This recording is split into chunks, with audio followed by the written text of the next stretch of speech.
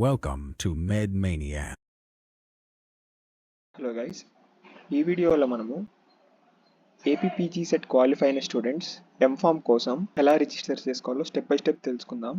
Guys, registration మనము ఈ website ద్వారా చేసుకోవాలి. ఎంఫామ్ సి కోసం ఏపీపీజీ సెట్ క్వాలిఫైడ్ అయిన స్టూడెంట్స్ ఇక్కడ చూసినట్టయితే మీకు ఫామ్స్ దగ్గర క్యాండిడేట్ రిజిస్ట్రేషన్ అని కనిపిస్తుంది కదా. ఈ క్యాండిడేట్ రిజిస్ట్రేషన్ అనే దాని మీద క్లిక్ చేయాలి.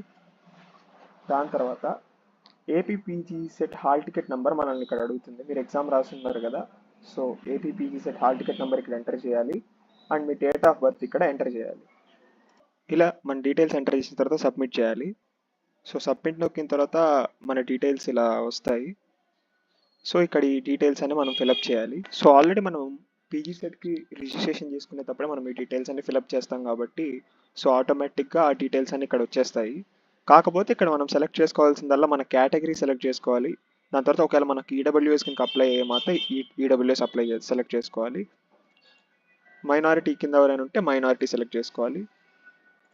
ఫీజు రియంబర్స్మెంట్ కోసం కావాలి ఫీజు రియంబర్స్మెంట్ వస్తుంది అనుకున్న వాళ్ళు ఎస్ టైప్ చేస్తే సో మీ ఇన్కమ్ సర్టిఫికేట్ని ఇక్కడ అప్లోడ్ చేయాలి. ఇక్కడ సెలెక్ట్ చేసుకున్న ఉంటుంది అప్లికేషన్ చేసిన తర్వాత ఎస్ అని కొట్టిన తర్వాత ఇన్కమ్ సర్టిఫికేట్ ఇష్యూడ్ బై మీ సేవా సచివాలయం.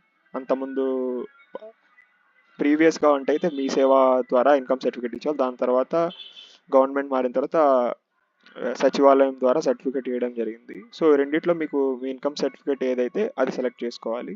గైస్, ఒక్కోసారి మనకి ఇలా ఇన్వాలిడ్ సర్టిఫికేట్ నెంబర్ అని చూపిస్తుంది. సో అట్లాంటి టైమ్స్లో మనము మన ఇన్కమ్ సర్టిఫికేట్ని అప్లోడ్ చేయాల్సి ఉంటుంది.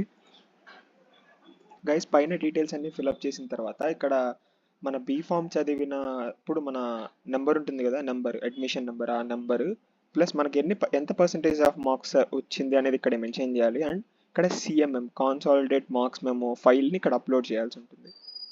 ఇలా మీ డీటెయిల్స్ అన్ని ఫిలప్ చేసిన తర్వాత ఇక్కడ ఫైనల్గా మీకు do you want to make any changes in the provided information అడిగింది గైస్.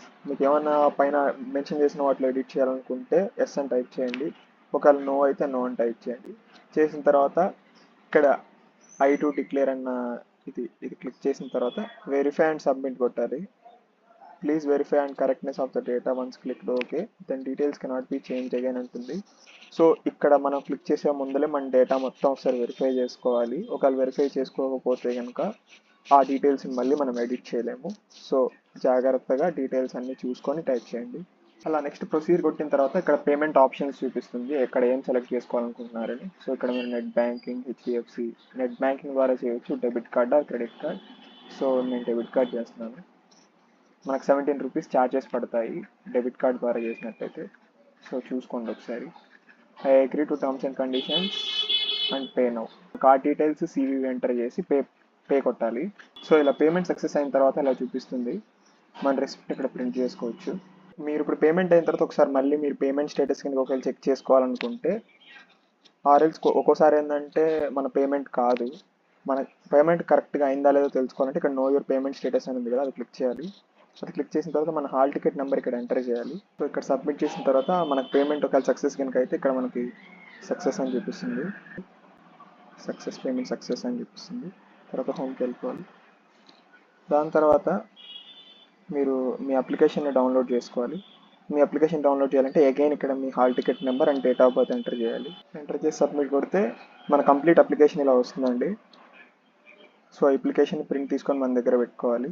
ఇది గైస్ మన అప్లికేషన్ ఫిల్అప్ చేసే ప్రాసెస్.